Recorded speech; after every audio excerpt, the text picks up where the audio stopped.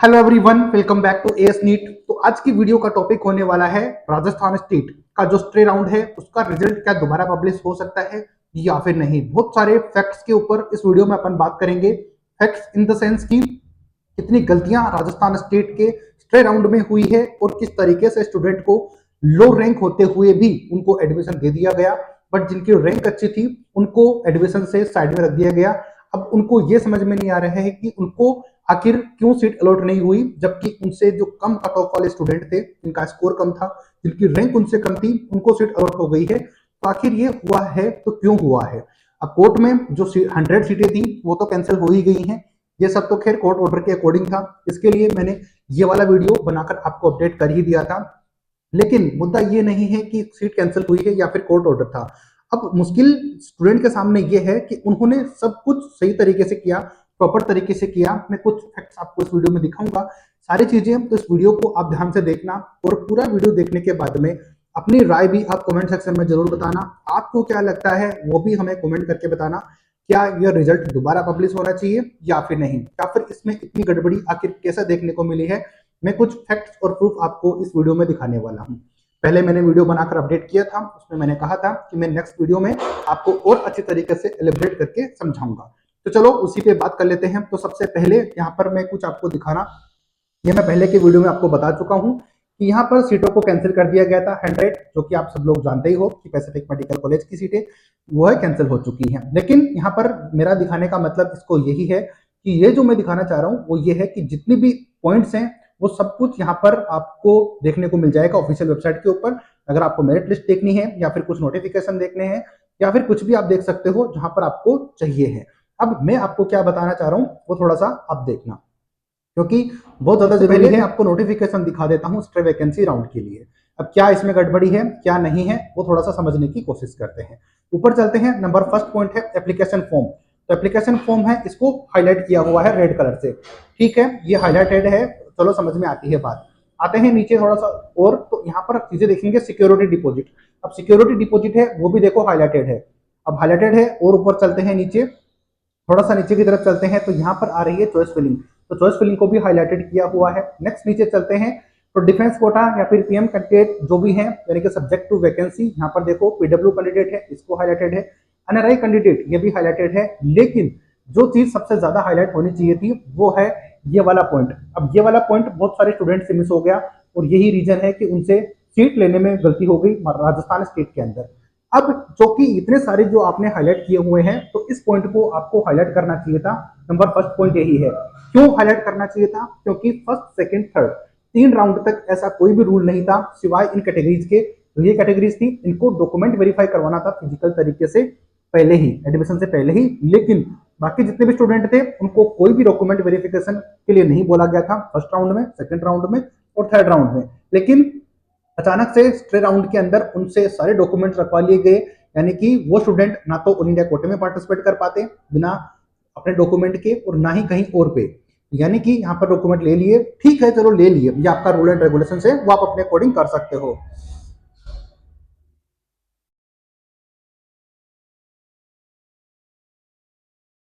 लेकिन जरूरी बात यह है कि आपको ये पॉइंट जो है हाईलाइट करना चाहिए था, इसको जरूर हाईलाइट करके बताना चाहिए था। आधे स्टूडेंट को पता ही नहीं चला और क्या चीज ये हुई। जब सारी चीजों को इनको हाईलाइट कर रहे हो तो ये पॉइंट जो कि आपने एकदम से स्टे राउंड में अप्लाई कर दिया, इसको भी हाईलाइट करना चाहिए था या फिर कहीं और, या इसको मेंशन करना चाहिए था या फिर पहले से कुछ बताना चाहिए था आपको कि डॉक्यूमेंट वेरिफिकेशन आपको करवाने हैं और फिजिकल तरीके से करवाने हैं टाइम से पहले और सभी स्टूडेंट को।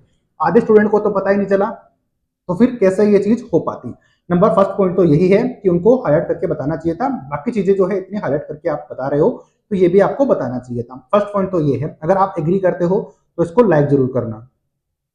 चलते हैं थोड़ा सा आगे। अच्छा, मैं आपको क्या दिखा, थोड़ा सा यहाँ पे देखना। इस पे जाने से पहले आपको मैं थोड़ा सा ये दिखा देता हूँ। ये नाम आप चेक करो, नाम है दिलराज मीणा और सन ऑफ है राकेश जी मीणा। इनका जो ऑल इंडिया रैंक है वो यहाँ पर चेक करो आप। ऑल इंडिया रैंक है 162758। कैटेगरी कौन सी है? एसटी कैटेगरी से है। ध्यान रखना ये डाटा मैंने कहीं से लिया नहीं है, इन्होंने खुद ने मुझे ये डाटा सेंड किया है कि सर हमें कॉलेज आखिर क्यों नहीं मिली, हमने डॉक्यूमेंट वेरिफिकेशन भी करवाया था, जितने भी स्टेप्स थे वो सारे इन्होंने फॉलो किए थे, लेकिन फिर भी इनको कॉलेज अलॉट नहीं हुई। यहाँ पर स्टेट मेरिट नंबर आपका इनको चेक कर लो, RM 14251 ये है। अब मैं आपको थोड़ी सी वो कट ऑफ भी दिखा देता हूं जो कि लास्ट राउंड में रही थी राजस्थान स्टेट की। इस स्टूडेंट की रैंक याद रखना 1,62,758 रैंक है। लेकिन थोड़ा सा इसका रिजल्ट राजस्थान स्टेट का, तो ये रिजल्ट आप चेक करो एसटी कैटेगरी, वो स्टूडेंट है एसटी कैटेगरी में बॉयज है, तो एसटी कैटेगरी में बॉयज की रैंक यहाँ पर चेक करो 1,77,605 और 520 नंबर के ऊपर इनको गवर्नमेंट मेडिकल कॉलेज बांसवाड़ा मिला है।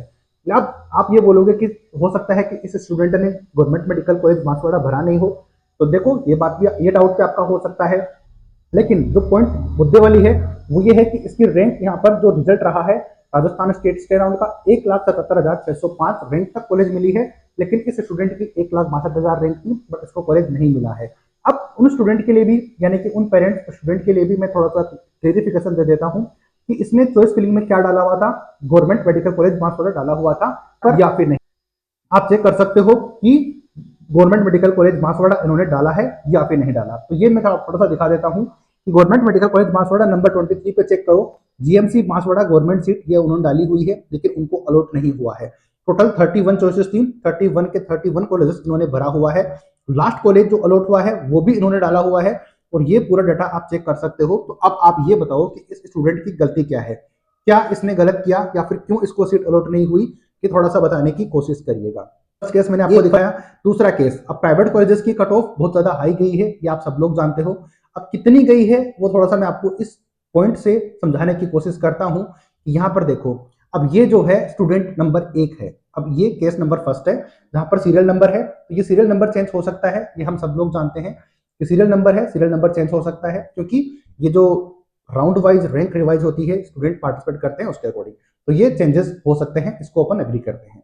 रजिस्ट्रेशन आईडी ये सेम रहेगी, ये कोई चेंजेस नहीं है। आप चाहो तो अपने रेफरेंस के लिए अपनी मेरिट लिस्ट पब्लिश पड़ी हुई है अपने वेबसाइट के ऊपर, तो वहां से आप जाकर इसको चेक कर सकते हो अपने रेफरेंस के लिए, ये सोचकर कि मैं कोई गलत तो नहीं बता रहा हूँ। तो राउंड फर्स्ट में ये स्टूडेंट होता है पंजाब स्टेट का, ठीक है। राउंड 2 में भी पंजाब स्टेट का ही होता है, राउंड 3 में भी पंजाब स्टेट का ही होता है, लेकिन स्टे राउंड के अंदर ये बन जाता है राजस्थान स्टेट का। अब ये कैसे पॉसिबल हुआ?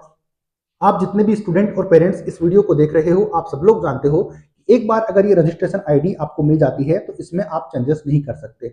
लेकिन ये चेंजेस कैसे हुआ ये हमें कोई बता दे, ये थोड़ा सा हमें समझा दे कि ये कैसे पॉसिबल हुआ। अगर ऐसा हो सकता था तो उन स्टूडेंट की क्या गलती है जो दूसरे स्टेट के हैं और वो भी तो कॉलेज लेना चाह रहे थे, वो भी तो आपको उतनी फीस दे सकते थे जितना कि ये स्टूडेंट दे रहा था। तो ऐसा क्यों हुआ? तो कोई तरीका हमें बताओ। इस स्टूडेंट को लास्ट में कॉलेज अलॉट हो जाती है और ये आपको कंबाइंड मेरिट लिस्ट, तो खैर ये भी चेंज होती रहती है, इसके ऊपर अपन नहीं जाएंगे, लेकिन एक तो ये चेंज नहीं होगा, दूसरा ये तो चेंज खैर हो ही नहीं सकता। बट ये चेंज कैसे हुआ जब फर्स्ट राउंड, थर्ड, सेकंड और थर्ड इनमें ये पंजाब स्टेट का था, तो लास्ट राउंड में राजस्थान स्टेट का कैसे हो गया? फर्स्ट पॉइंट तो यही है। एक केस आपके सामने मैंने दिखा दिया। दूसरा केस की बात कर लेते हैं थोड़ा सा और, मैं आपको दिखा देता हूं। दूसरे बात करते हैं तो कुछ इस तरीके से यहां पर आपको दिखाऊंगा मैं कि कैसे चीजें हो रही है। इसके लिए केस 2 की बात करेंगे तो देखो, राउंड 3 के अंदर ये स्टूडेंट था दिल्ली का, लेकिन राउंड स्ट्रे के अंदर बात करोगे तो ये हो गया है राजस्थान स्टेट का और इसको सीट अलॉट हो जाती है राजस्थान स्टेट के अंदर।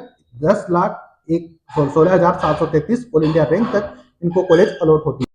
दूसरी बात करते हैं, दूसरा जो स्टूडेंट है ये वही है, यानी कि जो दिल्ली से था अब राजस्थान का हो गया है स्टे राउंड में और कॉलेज ले चुका है। हाईलाइट करने का मतलब यही है कि कॉलेज इनको अलॉट हो चुकी है। केस नंबर 3 की बात करेंगे तो ये आरएम नंबर आप चेक कर लेना, मेरिट लिस्ट में जाके इजीली आपको मिल जाएगी। अब ये स्टूडेंट तीसरा था, इसका जो थर्ड राउंड तक जो स्टेट था वो उत्तर प्रदेश था, लेकिन राजस्थान स्टेट का हो गया है स्टे राउंड के अंदर। ये आप चेक करो, ये रैंक और ये आपका कंबाइंड स्टेट मेरिट सब कुछ अवेलेबल है, इसको आप चेक करके बताना कि ये कैसे पॉसिबल हुआ। और अगर ऐसा पॉसिबल था तो हमें भी या फिर हर एक उस स्टूडेंट को बताना चाहिए था जो कि एमबीबीएस यहाँ पर लेना चाह रहा था। 3 केस की बात हुई, कुछ और केसेस की मैं बात कर लेता हूँ। एक और केस आपको मैं दिखा देता हूँ, केस नंबर 4।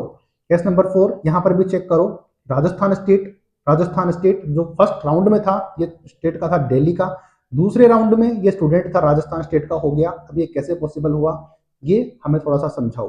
फिर राजस्थान का हुआ, फिर राजस्थान का हुआ और लास्ट में चलते चलते इनको सीट स्टे राउंड में अलॉट हो जाती है। ये केस थे कुछ जो कि मैंने आपको दिखाने की कोशिश की, ये कैसे पॉसिबल हुआ ये थोड़ा सा हमें दिखा के आप समझाओ या फिर पता करने की कोशिश करिए, ताकि वो स्टूडेंट जो कि चाहता है गवर्नमेंट सीट लेना उनको भी तो एटलीस्ट समझ में आए कि कौन सी सीट हमें मिल सकती है। ये मेरिट लिस्ट मैंने थोड़ी सी ओपन की हुई है आपके सामने, इसको आप चेक कर सकते हो कि कहाँ पर कितनी चीजें देखने को मिली है। ये था पूरा पॉइंट मेरा समझाने का कि इतनी ज्यादा चीजें देखने को मिली है राजस्थान स्टेट के रिजल्ट में। तो आप में से कोई हमें ये बताने की कोशिश करे कि ये रिजल्ट दोबारा आने की प्रोबेबिलिटी है या फिर नहीं, होना चाहिए या फिर नहीं होना चाहिए। हो सकता था, नंबर फर्स्ट पॉइंट मैंने आपको बताया कि सभी को हाईलाइट करके बस समझाना चाहिए था कि जितने भी स्टूडेंट हैं जिन्होंने की रजिस्ट्रेशन किया है उनको ऑफलाइन डॉक्यूमेंट वेरिफिकेशन करवाने हैं और अपने डॉक्यूमेंट सबमिट करवाने हैं यहाँ पे। इसके अलावा फर्स्ट पॉइंट तो यही था कि एक तो डॉक्यूमेंट वेरिफिकेशन करवाने थे, 5 लाख रुपए स्टूडेंट से सिक्योरिटी अमाउंट लिया गया, जो कि गवर्नमेंट सीट के अलावा प्राइवेट कॉलेजेस भी देख रहे थे उनसे, ये आप सब लोग जानते हो। इसके अलावा 10 लाख रुपए का बॉन्ड भी उन्होंने भरवाया गया। यहाँ पर देखो, bond for stay vacancy round, यहाँ पे चेक करो, bond pro forma for stay vacancy round. अब ये बॉन्ड भी थोड़ा सा मैं आपको दिखा देता हूँ इसको ओपन करके कि यहाँ पर भी क्या लिखा हुआ था कि बॉन्ड में क्या क्या चीजें थी। जैसे कि 5 लाख रुपए उन्होंने दिए अपने कॉलेज के लिए, इसके अलावा 10 लाख रुपए का ये बॉन्ड भी भरवाया गया गवर्नमेंट कॉलेज के लिए या फिर सेमी गवर्नमेंट प्राइवेट कॉलेजेस में अगर आप चाहते या फिर अगर आपको मिलती, आप नहीं लेते, तो हो सकता था कि ये आपको पूरी फीस भी पे करनी पड़ सकती। ये यहाँ पर बॉन्ड परफॉर्मा था, ये आप सब लोग जानते ही हो। यहाँ पर 10 लाख रुपीज का बॉन्ड परफॉर्मा था, ये यहाँ पर साफ साफ लिखा हुआ है, ये आप सब लोग जानते ही हो। ये चीजें आपको मैं बताने का मतलब यही है कि अगर ये सारी चीजें है भी तो कोई बात नहीं, एक्सेप्टेबल है। लेकिन इंपॉर्टेंट चीज ये है कि उन स्टूडेंट को कॉलेज क्यों नहीं मिला जो मेरिट वाइज आपको होना था। अब बहुत सारे स्टूडेंट और पेरेंट यही बोलते हैं कि सर सब कुछ मेरिट से ही होना है, तो फिर ये कैसे हुआ? सब कुछ मेरिट से होता है तो ये कौन सी मेरिट इन्होंने बनाई है, या फिर ऐसा क्या रूल आपने बनाया जिसमें कि फर्स्ट राउंड में जो स्टूडेंट था अदर स्टेट का, वो स्टे राउंड में राजस्थान स्टेट का बन जाता है, जनरल सीट अलॉट करवा लेता है। इसके अलावा बहुत सारे स्टूडेंट जो कि पूरी उन्होंने डॉक्यूमेंट भी वेरिफिकेशन करवाए, सब कुछ करवाए, तो उनको सीट अलॉट क्यों नहीं हुई? डाटा मैंने आपको दिखाने की कोशिश की है, बहुत ज़्यादा डाटा मैं आपके साथ शेयर नहीं कर सकता हूँ, बट जो जो पॉसिबिलिटीज थी वो जरूर होनी चाहिए। वो स्टूडेंट जिनका मैंने डाटा दिखाया वो अब यहाँ पर देख रहे होंगे। हालांकि किसी के अगेंस्ट हम नहीं है, लेकिन हम ये चाहते हैं कि आप कम से कम वो मेरिट लिस्ट प्रिपेयर करिए जिनको कि मेरिट लिस्ट से सीट मिले, या फिर ये तरीका बता दो कि हम लोग ऐसे ही एडमिशन लेंगे या फिर ये चीज होने वाली है। वेरिफिकेशन होनी चाहिए ताकि वो स्टूडेंट भी एक्सपेक्ट ना करें कि हमें हो सकता है कि सीट मिल जाए, हो सकता है कि ना मिले। ये था कंप्लीट मुद्दा।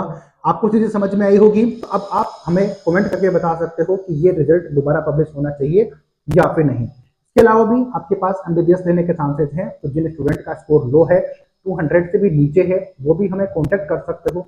कॉन्टेक्ट नंबर स्क्रीन के ऊपर अवेलेबल है, डिस्क्रिप्शन बॉक्स में मिल जाएगा। मैं अजय शर्मा ए सीट के थ्रू आपको सारी अपडेट प्रोवाइड करवाता हूँ। उम्मीद करता हूँ कि वीडियो भी आपको बहुत ज़्यादा हेल्पफुल लगी होगी। कौन सी बात आपको ज़्यादा रिलेटेबल लगी वो हमें जरूर कमेंट करके बताना, ताकि हमें भी मोटिवेशन मिलता है कि हम जो वीडियोस बनाते हैं, जिनके लिए बनाते हैं, एटलीस्ट उनको समझ में आए, उनको हेल्प करे। ये हमारा मोटो रहता है। तो ये वीडियो इसलिए बनाया गया था कि जो सभी स्टूडेंट हैं जो कि जस्टिस चाहते हैं कि ये कट ऑफ एक बार फिर चेंज होनी चाहिए, रिजल्ट दोबारा आना चाहिए। बाकी जो 100 सीटें हैं जो कैंसिल हुई है, तो 50 सीटें तो उसकी भी कैंसिल हुई है, जो कि पैसिफिक मेडिकल कॉलेज की। उन स्टूडेंट का तो क्या होगा, 5 लाख रुपए उनको सिक्योरिटी का क्या होगा, प्लस 10 लाख रुपीज जो फीस उन्होंने जमा करवा दी है, 25-30 लाख रुपए, उनका क्या होगा, ये समझ कुछ आ नहीं रहा है। मिलते हैं किसी ऐसी अपडेट के साथ। उम्मीद करूंगा कि आगे वाले वीडियोस में मैं आपको और थोड़ी बहुत क्लेरिफिकेशन दे पाऊं। तब तक के लिए इस चैनल को लाइक शेयर सब्सक्राइब कर देना। मिलते हैं नए अपडेट नई वीडियो के साथ। जय हिंद, जय भारत।